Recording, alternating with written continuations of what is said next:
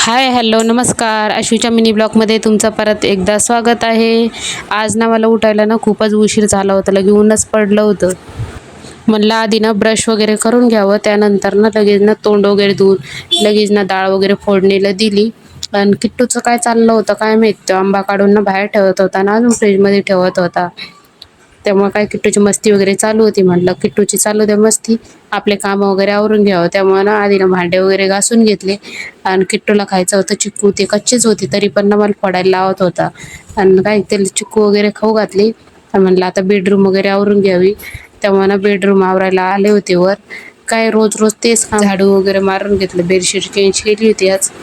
आणि माझ्यासाठी ना मस्तपैकी ना ते शिरा केला होता. शिरा वगैरे खाल्ला आणि त्यानंतर ना दुपारची झोप वगैरे घेऊन ना खाली येऊन पाहिलं तर गॅलरीतनं खूपच जास्त माती आली होती. मग काय गॅलरी वगैरे झाडून घेतली. पायाला खूपच जास्त कचकच लागत होती.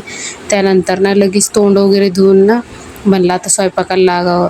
आधी फ्रेश वगैरे झाले मस्तपैकी. त्यानंतर ना लगेच ना म्हणलं आता माठात पाणी नाही, माठात पाणी वगैरे भरून घ्यावं. पाणी ना थंड नव्हतं त्यामुळे ना फ्रीजमध्ये ठेवून दिलं.